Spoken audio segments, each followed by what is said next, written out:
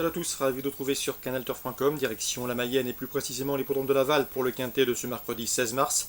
Voici ma sélection pour cette compétition qui rassemble des trotteurs d'âge bien connus dans les tournois de cet acabit. J'ai placé en tête de ma sélection le numéro 18, Ultimate du Rib, un cheval qui a affronté de bons lots cet hiver à Vincennes. Il a notamment fait l'arrivée du prix de Lille, une épreuve toujours bien composée puisque cette année c'est Uraines qui s'imposait, laquelle a fait sensation tout au long de l'hiver, et ce dans un bon style. Le cheval fait face ici à un bel engagement.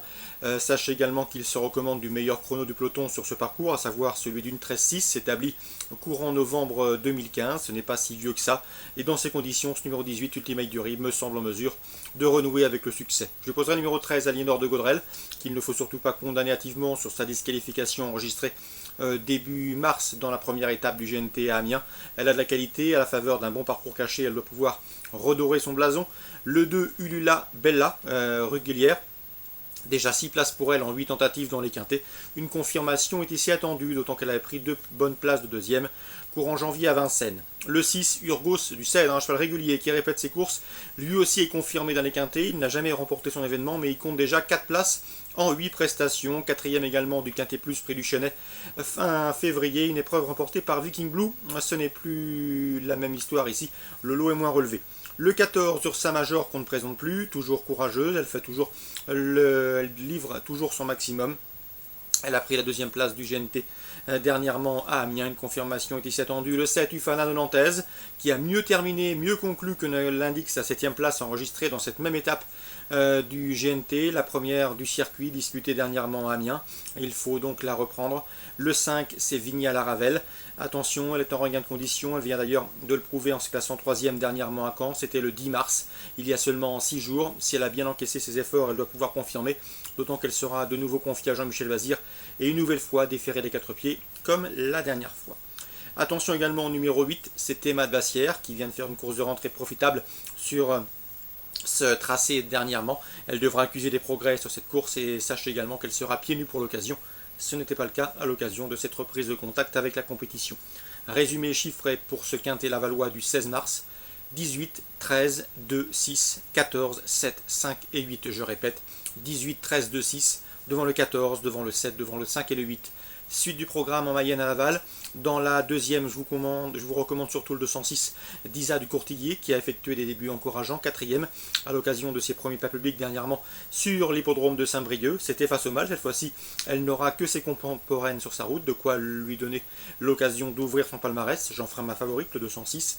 On lui posera le 209, Diva TJ, qui a effectué également des débuts prometteurs sur les l'hippodrome d'Amiens. Et le 204, Destination Rio. Elle demeure très délicate, souvent disqualifiée, mais elle n'aurait qu'à se montrer sage pour accompagner les précédentes citées. 206, 209 et pour les non cardiaques, 204. Troisième, la suivante. Attention, 303, Boléro du Levant, Boléro du Levant. C'est un bon cheval, il se recommande déjà d'un chrono d'une 14-7 sur ce tracé. C'est un cheval de qualité qui à mon avis peut épingler cette course à son palmarès, d'autant qu'on s'attache pour l'occasion les services d'un pilote. On lui opposera son compagnon d'entraînement et de couleur, le 306 Big Boss d'Ariane. Le cheval a enregistré 2 bonnes places de deuxième, c'était à Vincennes et à Enghien. Une confirmation est ici attendue. Et dans la 8ème, je vous recommande le 805 Vivaldi de la Dive, qui pour ses débuts pour l'entraînement d'Yves-Marie Deshonnette n'a pas échoué puisqu'il a gagné plaisamment sur les programmes de Rouen-Mocanchi devant 2 de ses adversaires de jour, à savoir le 11 Valeur d'Hanover et le 8 Volcan du Vallon. Donc je vous recommande ce 806 pour une confirmation.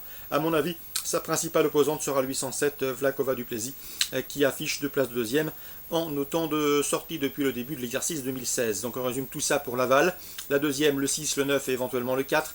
La troisième, le 3 et le 6, les 2 protégés de Daniel Bétoir. La huitième avec le 805 associé au 807 et pour les places, le 11 et le 8. Enghien, Réunion 3, dans la quatrième, j'aime beaucoup le 401 King Sox, un cheval qui n'a pas été revu depuis le 7 juin, mais ce jour-là, il se classait deuxième du prix Agado, une liste race, derrière Device, si ma mémoire est bonne, ce qui lui confère ici une bonne chance. À mon avis, il n'a pas besoin d'être à 100% pour jouer un premier rôle dans ce lot. C'est le 401 King Sox qui peut monter de catégorie. ensuite au cours du printemps. Et Philippe Chemin m'a parlé également du 801 Antigue des Ongrais. D'après lui, le cheval a une bonne carte à jouer, il se voit dans le coup. D'ailleurs, l'interview sera sans nul doute disponible sur notre site. D'autant ton cheval également, sachez qu'il a effectué une bonne course de rentrée, bonne course également de rentrée, et ce après plusieurs mois d'absence pour le 807. Dans cette épreuve, c'est A que coucou présenté par Alain Coetil.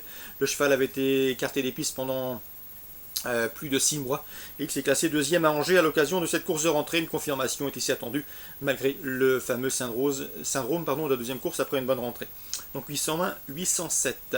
Concernant Amiens en Réunion 4, deux coups de cœur à vous indiquer, deux fois le numéro 6, la première avec le 106 Banzani, qui va effectuer sa première sortie sous l'entraînement d'Henri Devin. Le cheval a couru l'Easter Race en Angleterre, outre-Manche. Sachez également qu'il a déjà gagné en terrain très souple. C'était sur les prolonges de Nottingham. À mon avis, le lot n'a rien d'extraordinaire et il peut frapper fort pour ses débuts sur notre sol, le 106 Banzari. Dans la troisième, j'aime beaucoup le 306 Indio. Cette jument revient sur le gazon après une sortie discrète sur le sable. Sachez qu'elle est performante en terrain très souple. Je me souviens notamment d'un succès enregistré dans Handicap à Saint-Cloud. C'était courant septembre. Si elle répète cette valeur, elle peut ici mettre tout le monde d'accord. Donc le 106 Banzani et le 306 Endio, la jument, dans la troisième en Réunion 4 à Amiens. Voilà pour les infos de ce mercredi 16 mars. Bon jeu à tous, bonne journée, rendez-vous demain.